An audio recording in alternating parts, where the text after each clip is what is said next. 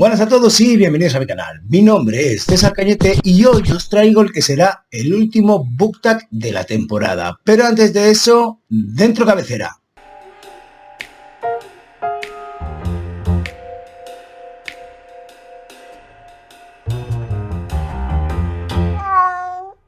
Bien, se trata del Book Tag Ratings al que fui nominado por mi querido José del canal Libros en el Fin del Mundo, que si no lo conocéis os invito a que vayáis a verlo porque sus vídeos son una maravilla, sus reseñas son concienzudas y la pasión que le pone a todo lo que hace es tan contagiosa que invita a quedarte a ver cualquiera de sus vídeos.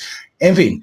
Nada, ya estáis tardando. Id a ver su canal y suscribíos. Yo, por otro lado, a este Book Tag Ratings le he cambiado un poco la concepción inicial, porque es un book tag en el que tienes que hablar de los ratings a través de estrellas de libros, es decir, de un libro de una estrella, de 2, de 3, de 4 y de 5.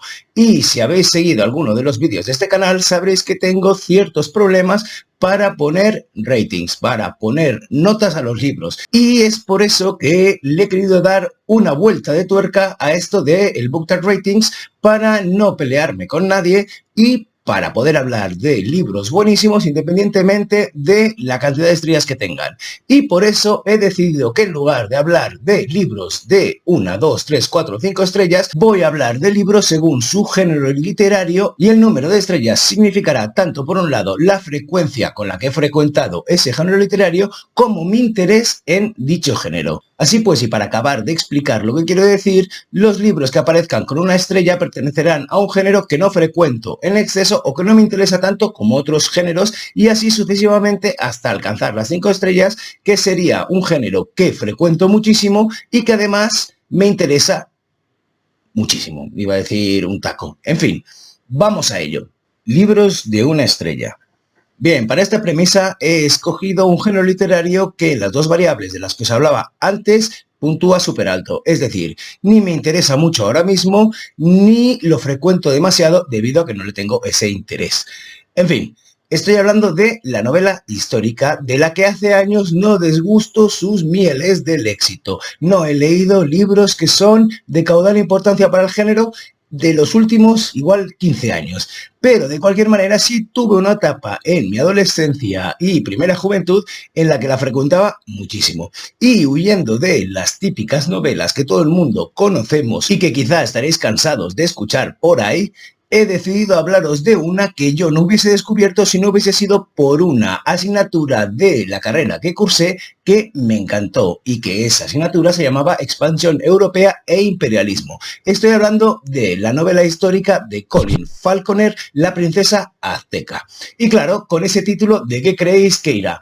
Pues sí, irá de la conquista de México del Imperio Azteca por parte de Hernán Cortés, pero se pondrá el acento, el protagonismo en eso, la princesa azteca. ¿Y quién es la princesa azteca? Pues la Malinche, una princesa de uno de los pueblos que estaban sometidos a los mexicas que conforme avanzaba Hernán Cortés hacia Tenochtitlán fue liberada por él y gracias a ella pudo comunicarse todo lo bien que pudo comunicarse y fue una pieza clave en la conquista de México. No me voy a extender mucho más y no sé si a mis compañeros de México les hará mucha gracia la perspectiva anglosajona de su autor y la mirada desde el punto de vista de los conquistadores españoles. De cualquier manera, fue una novela que disfruté muchísimo y que aportaba, entre otras cosas, una mirada cultural y antropocéntrica que yo no había visto en otras novelas de la época, como el hecho, que fue algo que sorprendió muchísimo a los españoles, de que una de las costumbres que tenían, por ejemplo, los aztecas era poner a los bebés una perla al lado de la nariz para que conforme creciese ese bebé pudiese quedar estrábico, un signo de belleza que desde el punto de vista de los españoles no lo era tal. Este choque cultural fue una de las cosas más interesantes que me resultaron a la hora de leer esta novela. Pero no me voy a extender mucho más. Aquí dejo el libro con una estrella, es decir, el del género de la novela histórica. Vamos a por la siguiente premisa. Libro de 2 estrellas. Bien, para esta premisa solo cumple una de esas variables que os decía, y no es la del interés. Es decir, este género me interesa muchísimo, y es el de la no ficción. Sin embargo, puntúa con 2 estrellas porque no lo frecuento tanto como me gustaría, aunque podría. Porque de cada 10 libros de ficción que leo, quizás solo leo uno de no ficción, y los suelo escoger muchísimo. Para este apartado he escogido un libro que estoy seguro de que no conoceréis, aunque creo que es un imprescindible por la época en la que vivimos y la crisis o la emergencia a la que nos enfrentamos. Estoy hablando de Petrocalipsis de Antonio Turiel. Este libro fue publicado en el sello editorial de la editorial Plataforma Alfabeto, que es un sello que conozco de cerca, aunque conozco mejor la editorial Plataforma, y que tiene mucho más interés que cualquiera de los títulos que se publiquen en Plataforma, aunque también tiene otros sellos editoriales que también son mejores que el propio sello de Plataforma. Y me estoy refiriendo a Neo, por un lado, que es para jóvenes lectores, y a Patio, que es libro infantil. Pero bueno, después de esta pequeña descripción de Plataforma que a nadie le interesa, vamos a Petrocalipsis de Antonio Turiel. Antonio Turiel es un doctor en física que ha puesto en este libro todo su conocimiento acerca de los combustibles fósiles y todas las estrategias que estamos llevando a cabo para intentar frenar la emergencia climática y la crisis climática. Lo bueno que tiene es que huye completamente de los triunfalismos e incluso avisa de que muchas de las cosas que se están diciendo actualmente sobre la crisis climática, aquellos que se la creen, porque hay muchos negacionistas, bueno, pero también hay muchos terraplanistas, ¿qué le vamos a hacer? Y como decía, huye del discurso triunfalista. ¿Qué quiere decir eso? Que si las previsiones, por ejemplo, de la Unión Europea actuales para la subida de la temperatura, según la utilización de combustibles fósiles actuales, es de 1 grado, 1,5 grados en los próximos 30 años, él dice que en realidad esto no es así. Van a subir hasta 3 grados. Y eso va a significar un cambio brutal en los ecosistemas y en el mundo en el que vivimos. Bueno, ya lo estamos notando, ¿no? Ahora mismo estoy grabando este vídeo con un ventilador que no veis, que es bastante silencioso y que tengo que hacerlo así porque estamos pasando entre 2 horas de calor que nos ha dejado un solo día de respiro que yo no me he enterado, si os digo la verdad. Si no, ahora mismo estaría sudando a mares. Y la subida de temperatura no es la única consecuencia de esta emergencia climática. Prefiero llamarlo emergencia climática que no cambio climático, porque esto lo hemos creado nosotros, el hombre y nuestras emisiones. O mejor dicho, el capitalismo, que es el que realmente, y la industrialización, y el sistema de producción, y el sistema económico que llevamos, es el que realmente ha variado la climatología del planeta. Bueno, pues bien, Antonio Turiel no se anda con chiquitas y no es para nada optimista con nuestro futuro. De hecho, no cree que la situación actual sea reversible hasta el punto de llegar a una situación en la que no se noten los efectos de lo que ya hemos hecho hasta ahora. De cualquier manera, no es del todo pesimista, pero sí dice que hay que dejar a un lado la creencia absoluta en la tecnología de que nos va a salvar, porque a la vez que la utilización de los combustibles fósiles están poniéndonos en jaque, también va a haber un descenso paulatino en la cantidad de generación de energía que podamos conseguir. Es necesario plantarse ahora mismo y desarrollar alternativas que puedan paliar los efectos de lo que hemos puesto en marcha. Es un libro crudo, pero es un libro necesario que abrirá los ojos de muchísima gente que esté dispuesta a leerlo y a hacer algo para cambiar las cosas, o por lo menos para conseguir que no acabemos con nosotros mismos y con la vida en el planeta. Aunque yo tengo la esperanza de que no nos lo cargaremos todo y algo sobrevivirá, aunque no sea inteligente. De cualquier manera, el título me parece un acierto absoluto. Petrocalipsis, el apocalipsis del petróleo. En fin, un libro que dejo aquí encima, que no quiero ser pesimista, pero que teniendo en cuenta lo que estamos viviendo ahora, espero que todos abramos los ojos y tomemos conciencia que es súper importante para conseguir paliar los efectos de esto que hemos puesto en marcha. En fin, vamos a por la siguiente premisa. Libro de 3 estrellas. Bien, para esta premisa he escogido un género que frecuento mucho, pero que quizá querría frecuentarlo más. Estoy hablando de la novela de fantasía. Y para este apartado no solo he escogido un libro, sino que he escogido una trilogía, la de Brandon Sanderson, Nacidos de la Bruma, Mistborn. Esta fue mi primera toma de contacto con este autor que os he de decir ya mismo que me enamoró. Esta trilogía está integrada por El Imperio Final, El Pozo de la Ascensión y El Héroe de las Eras, y narra las aventuras épicas de la principal protagonista, aunque son novelas corales, que es Vin. Vin pertenece a la casta Ska y son la casta oprimida en este mundo que recuerda muchísimo a épocas del antiguo Egipto. En mi caso es lo que yo me dio la sensación cuando lo leía. Sé que otros lectores os dirán otra cosa, pero yo lo veía todo muy parecido a el momento en el que había esclavos, en el momento en el que había un gran faraón, que aquí sería el Lord Legislador, y las clases sociales estaban súper marcadas. Bueno, ¿qué vamos a encontrar en esta historia? Pues el intento de derrocar a este Lord Legislador y qué sucederá cuando se consiga. Porque no se puede hacer ningún spoiler, pero es una historia que está súper bien medida y que se nota muchísimo el buen hacer y el talento de Brandon Sanderson. Una de las cosas que quiero destacar es el sistema de magia que se saca de la manga, que se inventa, que tiene algo que para mí es imprescindible, como he dicho en multitud de ocasiones, que es la verosimilitud. Este sistema de magia está completamente pensado y medido para que encaje perfectamente con una sociedad que tiene presente eso, que hay personas, que hay personajes que son capaces de utilizarlo. Y os estoy hablando de la alomancia, que no es más que quemar metales para conseguir una habilidad física o no que se potencie y dé poderes sobrehumanos a la persona que es capaz de hacerlo.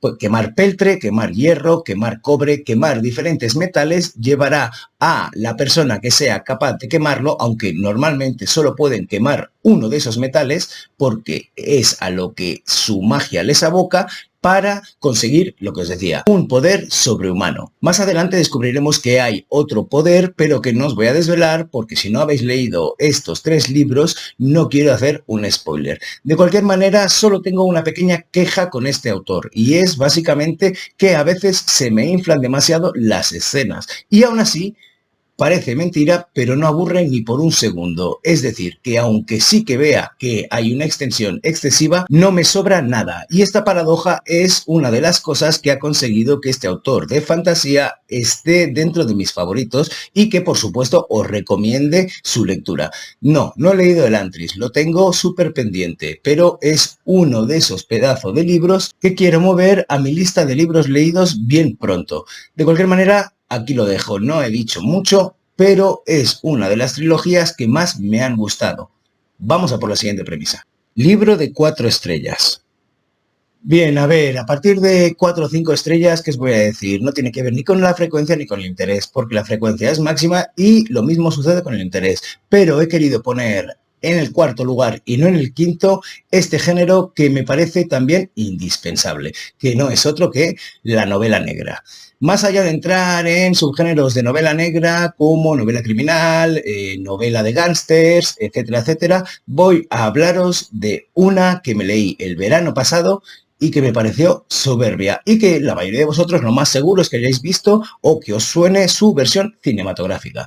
Estoy hablando de El talento de Mr. Ripley de Patricia Highsmith, que es un librazo que no os deberíais perder, porque no sé qué tiene esta mujer a la hora de escribir que consigue una cosa que me parece brutal, porque es una de las cosas que a mí siempre me echa para atrás a la hora de leer un libro, y es que su personaje protagonista me caiga como el culo, haya una única voz que sea la que pasa a través de este personaje y que me guste. Bueno, pues eso es lo que ha logrado Patricia Highsmith con El talento de Mr. Ripley, que por supuesto en la versión cinematográfica lo encarna el actor Matt Damon. ¿De qué va esta novela? Pues va de un buscavidas que se pasa el día autocompadeciéndose porque se cree que debería estar en un sitio que no está y pone todo de su parte para ocupar ese lugar que ni le pertenece ni se lo merece, pero que él lo quiere. Y lo quiere desde un punto de vista completamente psicopático.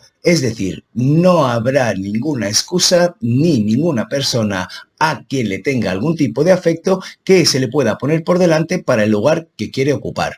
No quiero spoilear mucho esta historia en el caso de que no la hayáis leído o que no hayáis visto la película, pero me parece soberbio lo que consigue aquí nuestra amiga Patricia Highsmith, que es no solo que un personaje negativo y que todo el mundo racionalmente lo pueda rechazar sea el protagonista indiscutible de toda la obra, sino que además acabes temiendo por las situaciones en las que él se pone en riesgo para mantener ese estatus que le ha robado a las personas que está a su alrededor. Es decir, temes por lo que le pueda pasar. Sucede un poco como lo que sucede con Breaking Bad, que acabas poniéndote al lado de Walter White porque durante la serie has acabado cogiendo el afecto. Sin embargo, aquí no ha habido tiempo de cogerle afecto. Es decir, Mr. Ripley es deleznable desde buen principio de esta historia. Mirad si tuvo éxito esta historia, que luego ha tenido un montón de secuelas. De cualquier manera, una de las cosas que me molestó de la señora March, de la que hablé hace un par de book tags, es que la comparaban con Patricia Highsmith. Y eso, para mí, desde mi punto de vista y viendo lo que sucedía en esa novela, es un sacrilegio. Estamos hablando de la gran Patricia Highsmith, que, entre otras, tiene Extraños en un tren, que es una historia a la que Hitchcock le vio toda la salida y rodó una obra maestra. Os daré 4 pinceladas de lo que va en el caso de que nos haya convencido todavía. Y es que aquí tenemos a este joven, el señor Ripley, que es un buscavidas que vive de cometer fraude a la seguridad social y intenta mezclarse constantemente con la alta sociedad, primero de Nueva York y más adelante cuando se cruza con el padre de un tipo que conoce, que parece que haya dejado a un lado toda su vida y la potencialidad que tenía de ocupar ese lugar en la alta sociedad mudándose a Italia, que cuando se cruza con el padre, decía, este le ofrece la posibilidad de ir a buscarlo al pueblecito de Italia donde ha decidido ir a retirarse y a vivir de sus pinturas que, según el punto de vista de Ripley, son bastante mediocres.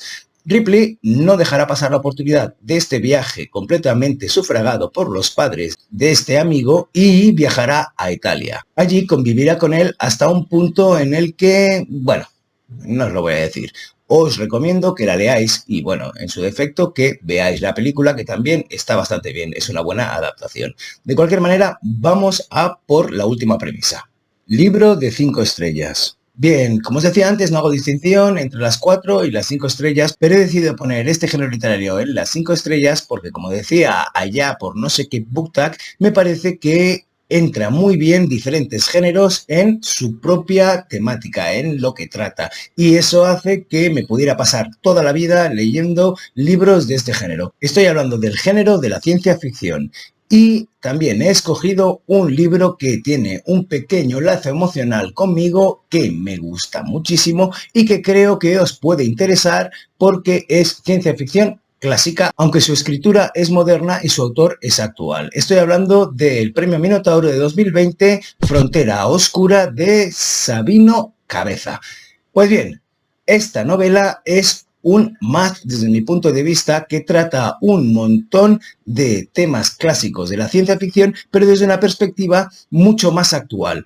¿De qué va? Os voy a dar 4 pinceladas. Bien, nos encontramos a una nave de exploración que se encuentra cerca de un grandísimo agujero de gusano que recibe el nombre de Ojo de Dios, es decir, un agujero negro, a otra nave que está atrapada dentro del horizonte de sucesos. Cuando se acercan a tratar de ayudarla y a tratar de sacarla o librarla de la enorme gravedad del agujero de gusano, de ese Ojo de Dios, se dan cuenta de que es una nave emblemática de hace unos 200 o 300 años y una de las primeras naves que empezó con los hipersaltos y por tanto a colonizar la galaxia. Estamos ante una novela que plantea la típica temática de la relatividad del tiempo, de las paradojas espaciotemporales, de cómo puede ser que se encuentren una nave que está en un museo en su presente y a la vez atrapada dentro del horizonte de sucesos de un agujero negro. Pues bien, aquí tenemos una premisa inicial, pero ¿qué es lo que tiene que le hace diferente a multitud de novelas que puedan tratar un argumento de este estilo? Bueno, pues yo os diré 2. Por un lado, los personajes femeninos fuertes que tiene. ¿Por qué? Porque normalmente los grandes personajes femeninos que hemos visto que eran súper fuertes y que eran heroínas han cogido un montón de rasgos de masculinidad. Son agresivas, son competitivas, es decir, son la versión femenina de un típico héroe masculino. Y me vienen 2 ejemplos típicos de esto, como serían, por un lado, Sarah Connor y por otro, Sigourney Weaver haciendo de la teniente Ripley. Pues bien, aquí tenemos 2 personajes femeninos súper fuertes, pero que no tienen esos atributos masculinos a los que podrían haber copiado las heroínas de las películas de los 80. Por un lado, la capitana Schiaparelli y por otro, Ursa Krasnaya, con K. Me encanta porque está claro que aquí el autor, Sabino Cabeza, está haciendo un homenaje a Úrsula K. Le Guin en esta Úrsula Krasnaya. Pero de cualquier caso, este es solo uno de los elementos que os quería comentar. El otro elemento que me gustaría comentar es que la trama no avanza por competición, como estamos acostumbrados a la mayoría de novelas. Es decir, tenemos un héroe que tiene una serie de enemigos y según los choques y lo que quiere conseguir, la trama avanza. Pues no. En esta lo que tenemos es un problema que es sacar a esa nave del horizonte de sucesos y un montón de personajes que tendrán que colaborar para conseguirlo. Y eso es lo que aquí hace avanzar la trama, cosa que me encanta, la cooperación y no la competición. No hay perdedores ni vencidos. Aquí tenemos un grupo que colabora entre todos para conseguir un objetivo común. Y eso me parece muchísimo más positivo que esa competición que tenemos metida en la cabeza por la época en la que vivimos. De cualquier manera, esta es la novela de ciencia ficción ganadora del Premio Minotauro 2020 que quiero recomendaros en esta última premisa de este último book tag de la temporada. Acordaos, Frontera Oscura de Sabino Cabeza.